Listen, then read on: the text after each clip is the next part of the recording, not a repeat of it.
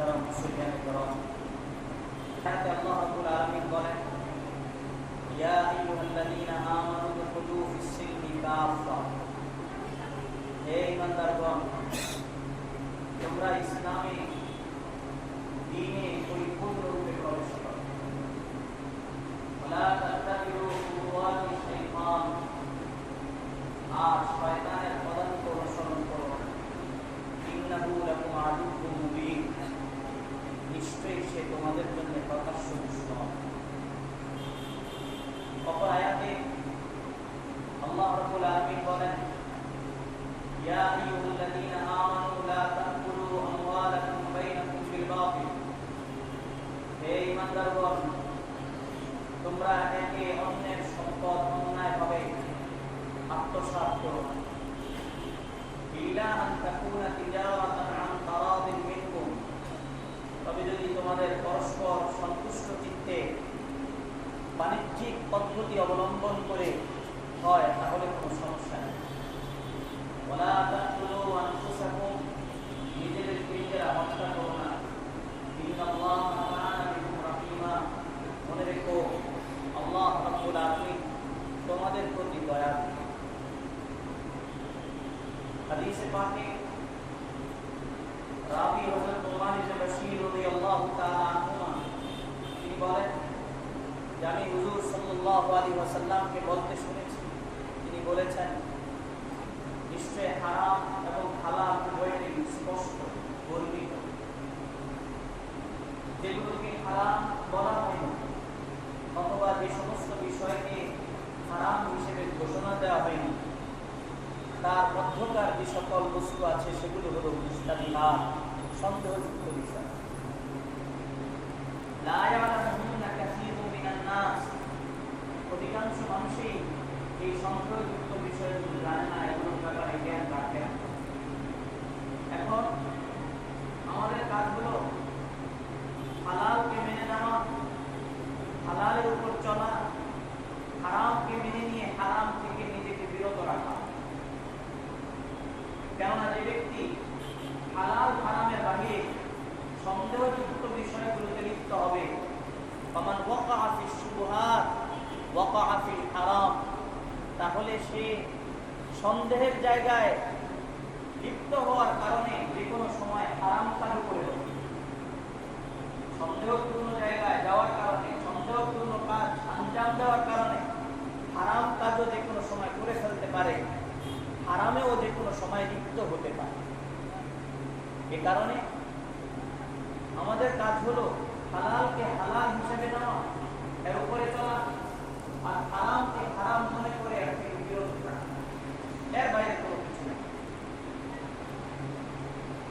অপরের হাদিসে হুজুর সাল্লাল্লাহু আলাইহি ওয়াসাল্লাম বলেছেন লা ইউমিনু আহাদুকুম হাত্তা ইউহিব্বা লিআখিহি মা ইউহিব্বু লিনাফসিহি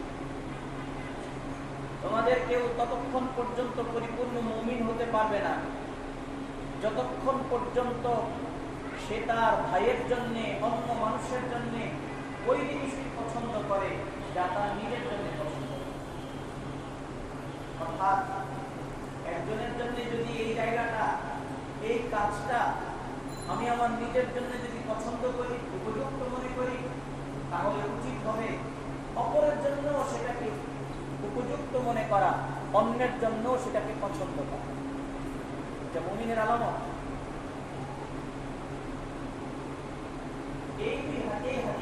এই হাদিসে এবং এই আয়াতে আল্লাহ রাব্বুল আলামিন এবং হুজুর সাল্লাল্লাহু আলাইহি ওয়াসাল্লাম বিশেষ যেই দিকে ইঙ্গিত করেছেন সেটি হলো মুআমালাত হুকুকুল ইবাদ হুকুকুল ইবাদের ব্যাপারে সচেতন হওয়া পুরো শরীয়তে মুহাম্মাদি সার কথা হলো পাঁচ জিনিস আকাইদা ইবাদাত মুআমালাত আখলাকিয়া মুআশারা এর কতক এমন আছে কোনটা এমন আছে যার সাথে প্রত্যেক মানুষই সম্পৃক্ত কোনটা এমন আছে যার সাথে ব্যক্তি বিশেষে সম্পৃক্ত যেমন আকায়েদ এর সম্পর্ক মানুষের অন্তরের সাথে। সবার এই কথা বিশ্বাস করতে হবে যে আল্লাহ তাআলা এক। প্রত্যেকের এই কথার উপর ঈমান আনতে হবে যে হুজুর সাল্লাল্লাহু আলাইহি ওয়াসাল্লাম শেষ নবী, আর তারপরে কোনো নবী আসবে না। প্রত্যেককেই ফেরেশতাদের উপরে ঈমান আনতে হবে। প্রত্যেককেই আসমানি সমস্ত কিতাবের উপর ঈমান আনতে হবে। প্রত্যেককেই হাসর নাসরের উপরে ঈমান আনতে হবে। মৃত্যুর পর পুনরায় জীবিত হওয়ার উপর ঈমান আনতে হবে। প্রত্যেককেই ভালো মন্দ যা কিছু হয় সব আল্লাহর পক্ষ থেকে হয়, এই কথার উপর ঈমান আনতে হবে। এখানে ধনী গরিব, সুশ্রী কুশ্রী, বড় লোক ছোট লোক, শিক্ষিত অশিক্ষিত ইত্যাদি আসবে না। প্রত্যেকের জন্য এই কথা আবশ্যক, প্রত্যেকের জন্য জরুরি যে সে এক আল্লাহকে একজনই মানে, যে আল্লাহ একজন। হুজুর সাল্লাল্লাহু আলাইহি ওয়াসাল্লাম শেষ নবী, সবাই মানতে হবে।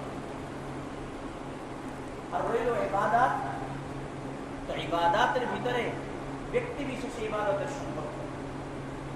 ব্যক্তি যদি বালেগ হয়, তাহলে প্রাপ্তবয়স্ক হয়, তাহলে প্রতিদিন তার জন্য 5 ওয়াক্ত নামাজ পড়া ফরজ। ব্যক্তি যদি নেশাবের মালিক হয়, তাহলে বছরে একবার যাকাত দেওয়া ফরজ। ব্যক্তি যদি প্রাপ্তবয়স্ক হন, তাহলে বছরে একবার 1 মাস রোজা রাখা ফরজ। ব্যক্তি যদি নেশাব পরিমাণ সম্পদের মালিক হন, তাহলে সারা জীবনে একবার হজ করা ফরজ। কিন্তু যদি কেউ নেশাব পরিমাণ মালের মালিক না হয়, তাহলে তার জন্য হজও নাই, যাকাতও নাই। কেউ যদি নাবালেগ হয়, প্রাপ্তবয়স্ক না হয়, তাহলে তার জন্য নামাজ ফরজ নয়, রমজানের রোজা ফরজ নয়। বুঝা গেল? ইবাদতের সম্পর্ক ব্যক্তি বিশেষ। ইবাদত ফরজ হওয়ার জন্য যদি সে যোগ্য হয়, তাহলে তার উপরে ফরজ হবে। ইবাদত ফরজ হওয়ার যদি শারাত পাওয়া যায়, তাহলে তার উপরে ইবাদত ফরজ হবে, কথা নয়। কিন্তু তৃতীয় যেটা মুআমালা, এই মুআমালাতের ব্যাপারে প্রত্যেকেই বরাবর, প্রত্যেকেই এর সাথে সম্পৃক্ত। ছোট বড় হোক, প্রাপ্তবয়স্ক অপ্রাপ্তবয়স্ক হোক, সুশ্রী কুশ্রী হোক, সৌন্দর্যমণ্ডিত আর বিশ্রী হোক, ধনী গরিব হোক, শিক্ষিত অশিক্ষিত হোক, সমাজের প্রত্যেক শ্রেণীর মানুষের সম্পর্ক মুআমালাতের সাথে। কেউ এখান থেকে পার করে না। শরীয়তে মুতাহহার হুকুক 2 ধরনের। যত হুকুক আছে, যত অধিকার আছে শরীয়তে, এটা 2 ধরনের। এক হলো হুকুকুল্লাহ, আর এক হলো হুকুকুল ইবাদ, যাকে আমরা আল্লাহর হক বলে জানি। আরেক হলো হুকুকুল ইবাদ, তথা বান্দার হক। আল্লাহর হককে হুকুকুল্লাহ বলে, বান্দার হককে হুকুকুল ইবাদ বলে। আল্লাহর হক এর সাথে সম্পৃক্ত যত বিধিবিধান আছে, এগুলোকে আল্লাহ তাআলা চাইলে মাফ করে দিবেন, দয়া পরবশ মাফ করে দিবেন। কিন্তু হুকুকুল ইবাদ, বান্দার সাথে সম্পৃক্ত যত হক আছে, এর সব আল্লাহ তাআলা ক্ষমা করে দেওয়ার অধিকার রাখেন। আল্লাহ তাআলা শক্তি সামর্থ্য রাখেন, কিন্তু ক্ষমা করবেন। হুকুকুল্লাহ আর হুকুকুল ইবাদ, আল্লাহ এবং বান্দার হক, এই 2 হকের মাঝে হুকুকুল ইবাদ হুকুকুল্লাহর উপরে প্রাধান্য পাবে, অগ্রাধিকার পাবে। কেন?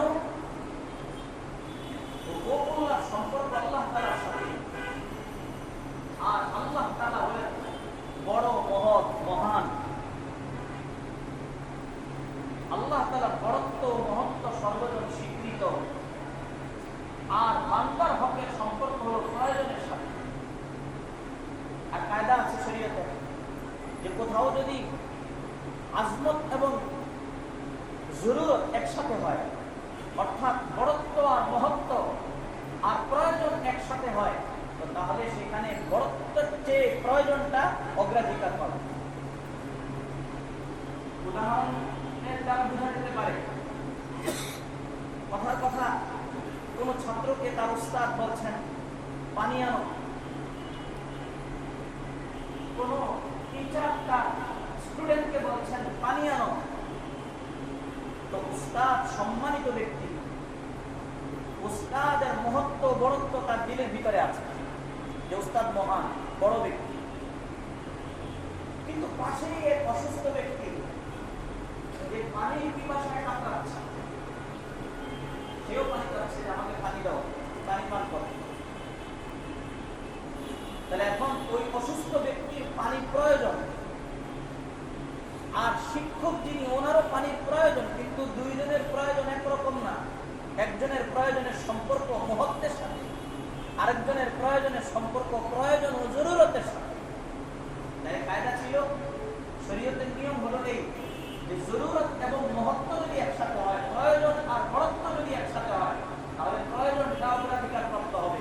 তাই এখানে স্টুডেন্ট এবং ছাত্রের জন্য উচিত হবে সে যেন তার উস্তাদকে পানি দেওয়ার আগে এই অসুস্থ ব্যক্তির পানির পিপাসা নিবারণ।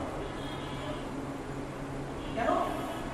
হুকুকুল ইবাদের সাথে সম্পৃক্ত, ওইটাও হুকুকুল ইবাদের সাথে সম্পৃক্ত, কিন্তু ওটা সম্পর্ক বড়ত্বের সাথে। আর এই অসুস্থ ব্যক্তির পানির প্রয়োজনের সম্পর্ক প্রয়োজন ও জরুরতের সাথে। ঠিক হুকুকুল্লাহর সম্পর্ক হলো বড়ত্বের সাথে। আল্লাহ তাআলা বড় মহান, এই কারণে আল্লাহ তাআলা বিধিবিধান আদায় করতে হবে, আল্লাহ তাআলার হক আদায় করতে হবে।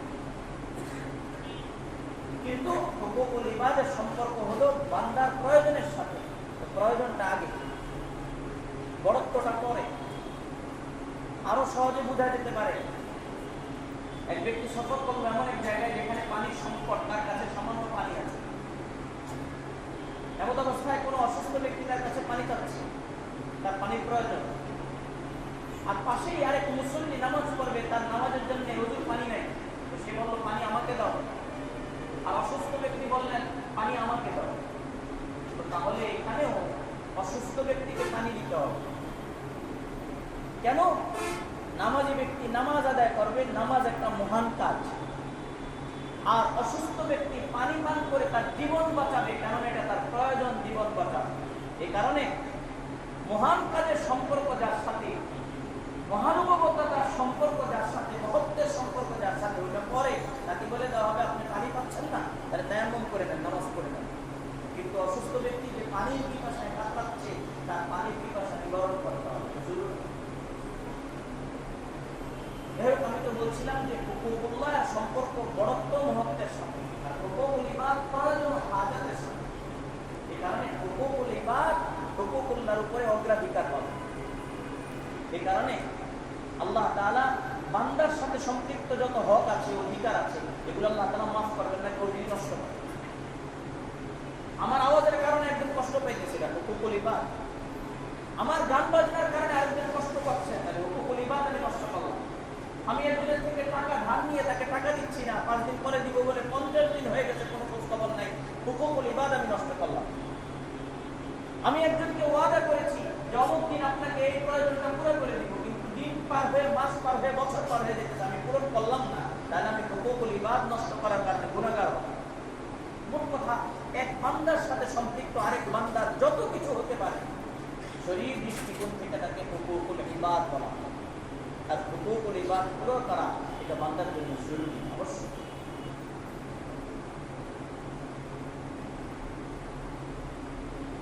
হযরত ওমর ইবনে খাত্তাব রাদিয়াল্লাহু তাআলা আনহুর কাছে অভিযোগ এসেছে, বিচার কার্য পরিচালনা করবেন। তো বাদী বিবাদী উপস্থিত আছে। শরীয়তের নিয়ম হলো যে দাবি করবে যে এটা আমার, অমুক জিনিসটা আমার, তো তাহলে তার জন্য তাকে মুদ্দাই বলে শরীয়তের পরিভাষায়। তার জন্য বাইয়িনা দলিল পেশ করতে হবে, সাক্ষী পেশ করতে হবে। হযরত ওমর রাদিয়াল্লাহু তাআলা আনহু যে দাবি করেছে যে এটা আমার, কিন্তু সে আমাকে দিচ্ছে না, হযরত ওমর রাদিয়াল্লাহু তাআলা বলেছেন তুমি দুইজন সাক্ষী পেশ করো। তো ওই ব্যক্তি দুইজন সাক্ষী পেশ করছে। তো দুইজনের মধ্য থেকে একজনকে হযরত ওমর রাদিয়াল্লাহু তাআলা চিনতেন, জানতেন যে ইনি অমুক, ইনি গ্রহণযোগ্য ব্যক্তি, ভালো ব্যক্তি, সে কখনো মিথ্যা সাক্ষী দিবে না, এর ব্যাপারে তো হযরত ওমর রাদিয়াল্লাহু তাআলা কোনো প্রশ্ন নেই। কিন্তু আরেকজনকে হযরত ওমর রাদিয়াল্লাহু তাআলা ওইভাবে চিনেন না যেভাবে চিনা দরকার সাক্ষী গ্রহণের জন্য। তো মজমায় সবাইকে উদ্দেশ্য করে বলেন যে কেউ আছো, এই দ্বিতীয় ব্যক্তি যাকে আমি চিনি না জানি না, এর ব্যাপারে, এর সত্যতা অনিষ্টতার ব্যাপারে সাক্ষী দিবা, কেউ আছো? দাঁড়িয়ে সাক্ষী দিবে যে হ্যাঁ আমি জানি তিনি ভালো মানুষ, এক সাক্ষী গ্রহণ করা যেতে পারে। হযরত ওমর রাদিয়াল্লাহু তাআলা আনহু এখানে যে জিনিসটা বললেন মূল বিষয় হিসেবে, উনি জিজ্ঞাসা করলেন, আচ্ছা তুমি যেই ব্যক্তির সত্যনিষ্ঠতার ব্যাপারে সাক্ষী প্রদান করছো, আচ্ছা তুমি কি কখনো এক প্রতিবেশী হিসেবে থেকেছো? কখনো এক প্রতিবেশী ছিলা? জি না।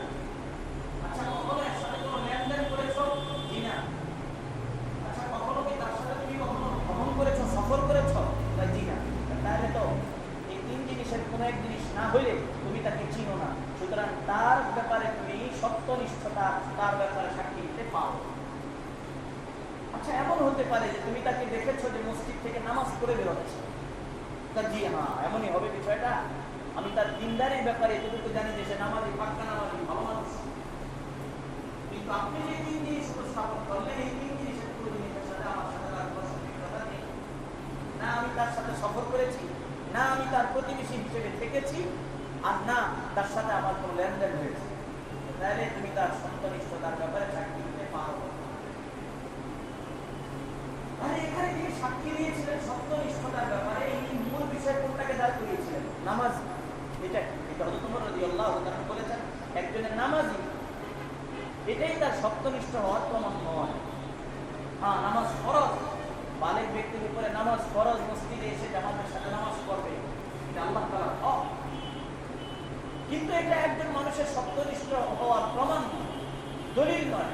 কারণ এমন অনেক নামাজিও আছে সুদ খায়, এমন অনেক নামাজিও আছে ঘুষ খায়, ঘুষ গ্রহণ করে, এমন অনেক নামাজিও আছে নিজের ছোট ভাইয়ের হক নষ্ট করে, এমন অনেক নামাজিও আছে যে ইয়েতিমদের সম্পদ কেড়ে নেয়, এমন অনেক নামাজিও আছে যে তার গুণের হক দেয় না, এমন অনেক নামাজিও আছে যে তার প্রতিবেশীর হক নষ্ট করে, এমন অনেক নামাজিও আছে যে তার প্রতিবেশীকে কষ্ট দেয়।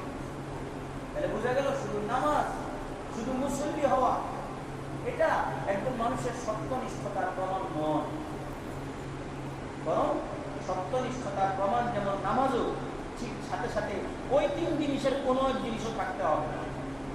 যেমনটা হযরত ওমর রাদিয়াল্লাহু তাআলা আনহু এই ঘটনা উল্লেখ করেন যে হয়তো তুমি তার সাথে সফর করতে হবে, তাহলে তুমি বুঝবা যে আসলে সে কেমন, অথবা তুমি তার প্রতিবেশী হিসেবে থাকতে হবে, তাহলে তুমি বুঝবা সে কেমন, অথবা তার সাথে তোমার লেনদেন হয়েছে এমন হতে হবে, তাহলে তুমি বুঝবা যে সে কথা দিয়ে কতটুকু কথা, তখন কি তুমি তার সত্যনিষ্ঠতার ব্যাপারে সাক্ষী দিতে পারো। এর আগে এই জায়গায় কোন বিষয়টাকে মূল হিসেবে উল্লেখ করা হলো? হুকুকুল ইবাদ, অন্যের সাথে বান্দার সাথে সম্পৃক্ত বিষয়, সম্পর্ক বান্দার সাথে লেনদেন একজন আরেকজনের সাথে করে, প্রতিবেশী এক বান্দা আরেক বান্দার হবে, একজন প্রতিবেশী যখন প্রতিবেশী হিসেবে থাকে না তখন বোঝা যায় যে সে আসলে কতটা ভালো। একজন যখন আরেকজনের সাথে সফরে যায়, ভ্রমণে যায়, তখন বোঝা যায় যে সে আসলে কেমন মানুষ। একজন আরেকজনকে যখন টাকা ধার দেয় তখন বোঝা যায় যে সে আসলে কতটা সত্যনিষ্ঠ মানুষ, কতটা ওয়াদা করে ওয়াদা পূরণ করতে পারে, তখন বোঝা যায়। একজনের একটা জিনিস এমনিতে ব্যবহার করে ফেললাম অনুমতি ছাড়াই, একজনের একটা জিনিস এমনি পরে আছে আমি নিয়ে গেলাম, নিয়ে ব্যবহার করা শুরু করে দিলাম, কারো কথা বলা, তার সাথে বলা কোয়া ছাড়াই, তাহলে একটা হযরত আব্দুল্লাহ ইবনে মুবারক রাহমাতুল্লাহ আলাইহি বহুত বড় মুহাদ্দিস, তারিখ বাগদাদে ওনার ঘটনা নকল করেছেন।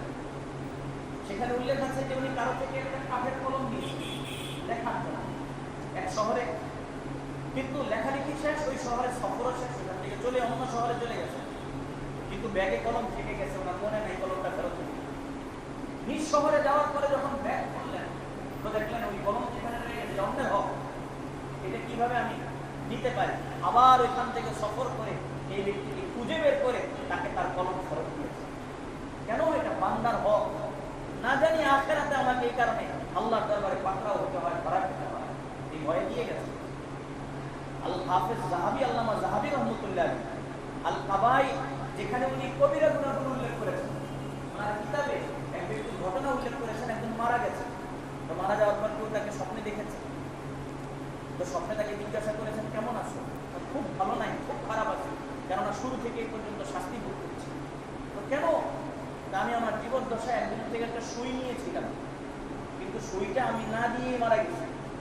এখন ওই কারণে আমি শাস্তির সম্মুখীন হচ্ছি এবং শাস্তি ভোগ করতেছি। আল্লামা যাহাবী রাহমাতুল্লাহ তার কিতাবে উল্লেখ করেছে। আমরা কিছুতেই সামান্য সামান্য ব্যাপারে একজনকে মনে কষ্ট দিয়ে দিই, বকাঝকা করে দিই, তার ইজ্জত নষ্ট হোক বা না হোক এটা আমার দেখার কোনো দরকার নাই, বা যা তাকে বলার বলে দিই, যাচ্ছে তাকে বলতে থাকি সামান্য সামান্য বিষয়ে। অথচ আমার বলার কারণে তার কষ্ট হতে পারে, আমার বলার কারণে তার ইজ্জত নষ্ট হতে পারে, আমার বলার কারণে তার সম্মানে মানহানি হতে পারে। আমাদের কোনো চিন্তা থাকে না, কারো কোনো জিনিস এমনি নিয়ে যেতে কোনো টেনশন নাই। অথচ কাউকে গালি দেওয়া, কারো সম্পদ আত্মসাৎ করা, কাউকে অন্যায়ভাবে হত্যা করা, কারো রক্তপাত করা, এই সব কিছু এমন যে এক সময় তাকে আবার ফেরত দিতে হবে। দুনিয়ায় যদি সে আর বদলা না নেয়, আর এই অবস্থায় আমি চলে যাই দুনিয়াতে ছেড়ে কবর জগতে, তাহলে সেখানে তাকে তার ফেরত দিতে হবে। হুজুর সাল্লাল্লাহু আলাইহি ওয়াসাল্লাম, মুসলিম শরীফের হাদিস, হুজুর সাল্লাল্লাহু আলাইহি ওয়াসাল্লাম ইরশাদ করেছেন, সাহাবায়ে কেরামকে জিজ্ঞাসা করেছেন, মানিল মুফলিস, তোমরা জানো দরিদ্র ব্যক্তি কে? তো সাহাবায়ে কেরাম বলেছেন, মান লা দিরহাম লাহু ওয়ালা মাতা, যার কাছে আসবাবপত্র নাই, দিনার দারাহিম নাই, ওই ব্যক্তি যার কাছে টাকা পয়সা নেই, সে তো ধনী, একশো বড় গরিব আছে। হুজুর সাল্লাল্লাহু আলাইহি ওয়াসাল্লাম বলছেন, গরিব ওই ব্যক্তি না, আসল গরিব ব্যক্তি হলো ওই ব্যক্তি যে ব্যক্তি হাসরের ময়দানে আল্লাহ তাআলার সামনে দাঁড়াবে ঠিকই, কিন্তু নামাজের এক বিরাট বড় স্তূপ নিয়ে আসবে। আমলনামায় নামাজের অনেক সওয়াব, যাকাতের অনেক সওয়াব, রোজার অনেক সওয়াব, হজের অনেক সওয়াব আছে তার সাথে, কিন্তু পাওনাদাররা এসে হাজির হয়ে যাবে। যাকে অন্যায়ভাবে মারছিল সে এসে হাজির হয়ে যাবে, যার মানহানি করেছিল সে এসে হাজির হবে, যার টাকা আত্মসাৎ করেছিল সে এসে উপস্থিত হবে। আল্লাহ তাআলা বলেন, তার হকটাকে দাও। তো হক কই থেকে দিবে? এখানকার টাকা পয়সা নাই, ওইখানকার টাকা পয়সা থাকবে না, কিভাবে হক দিবে? তো বলবে যে ঠিক আছে, ওর যে নেকিগুলো আছে এগুলো তাদেরকে দিয়ে ব্যবহার করবে।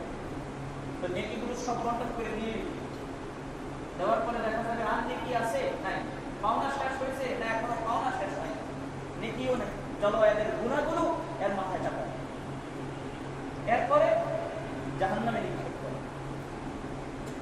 এরপরে এই নেকওয়ালা মানুষকে এত নেকে ভরা, নামাজের সওয়াব, রোজার সওয়াব, যাকাতের সওয়াবের পাহাড় আছে, তার সাথে হজের সওয়াবের পাহাড় আছে, উমরা ও নেক সদকা ও দান সদকা খায়রাতের সওয়াবের পাহাড় আছে, কিন্তু পার পাবে না।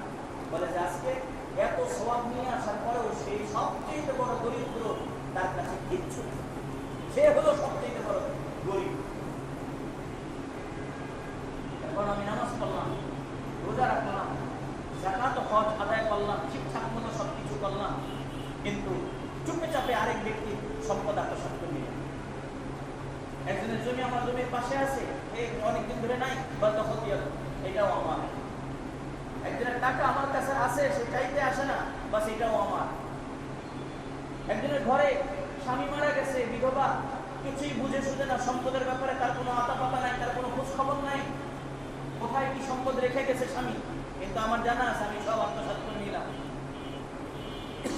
এক লোক মারা গেছে, তার ইয়েতিম বাচ্চারা আছে, তারা জানে না তার বাবার সম্পত্তি সম্পর্কে, তাদের সম্পদ আমি আত্মসাৎ করে নিলাম। আমার এই নামাজ, আমার এই রোজা, আমার এই যাকাত, আমার এই হজ, আমার এই দান সদকা খায়রাত, উমরা সওয়াব, এগুলো আল্লাহর দরবারে কিচ্ছু কবুল হবে না যদি আমি হুকুকুল ইবাদত আদায় করতে না পারি, যদি আমি বান্দার থেকে নিজেকে ছাড়ায়া না নিতে পারি। এই কারণে পূর্বসূরীদের ঘটনা দ্বারা বোঝা যায় যে ওনারা কি পরিমাণ সচেষ্ট ছিলেন, ব্যাপারে সজাগ দৃষ্টি রাখতেন যে কোনোভাবে যেন আমার দ্বারা অন্যের ক্ষতি না হয়, আমার দ্বারা যেন অন্যের হক নষ্ট না হয়, এই ব্যাপারে সবাই সচেতন ছিলেন। সামান্যতম কারো মনে যেন কষ্ট না আসে, এটাও আমাদের আকাবির, আমাদের পূর্বসূরীরা খেয়াল রাখেন। একবার দারুল দেওবন্দের সাবেক শাইখুল হাদিস হযরত মুফতি সাঈদ আহমদ বাগপুরি রাহমাতুল্লাহ আলাইহি, আসরের পরে ওনার কাছে থেকে আসামের এক বড় মাদ্রাসা মুহতামিম আসছেন, ওনার সাথে দেখা করতে আসছেন। তো দেখা করতে আসার সময় আতর হাদিয়া নিয়ে আসছেন, উন্নত মানের আতর, এসে হুজুরকে হাদিয়া দিচ্ছে। হাদিয়া দেওয়ার পরে হুজুর সামান্য আর খুলে দেখেন নাই, ওই হাদিয়া আবার উপস্থিত যারা ছিলেন তাদের মধ্যে থেকে একজন দিয়ে দিচ্ছেন, ভাই খুললেন। কিন্তু যিনি হাদিয়া দিচ্ছেন উনি একটু যে হুজুর আমি তো আপনাকে একটা হাদিয়া দিচ্ছি, আপনি দিয়ে दें। पर भाई मैं ये सब इस्तेमाल नहीं करता हूँ और जो इस्तेमाल के लिए मुझे जितनी ज़रूरत है वो तो मेरे पास है। আমার প্রয়োজনে ব্যবহারে যতটুকু লাগবে ততটুকু আমার কাছে আছে, এটা তো অতিরিক্ত, তাই আমি অতিরিক্তটা হাদিয়া দিয়ে দিচ্ছি। সুন্দর হচ্ছে। এখন যিনি দিয়েছেন আতর হাদিয়া উনি বারবার বলতেছেন হযরত ये असली ऊद है, असली ऊद है। तो हज़रत बोलते भाई ये सब आदमी बोलते रहते हैं, ये असली उसली सभी बोलते रहते हैं, असली असली उसली कुछ नहीं। तो बोला हज़रत जरा देखिए। तो हज़रत आप दावत दिलें मियाँ के सामने क्या देखते हैं, बोलना हाँ हाँ ये तो असली ऊद है, हाँ এটা তো সত্যি একেবারে খাঁটি আসলি ऊद, কিন্তু আমি তো এটা অমুককে দিয়ে দিয়েছি হাদিয়া শুরু।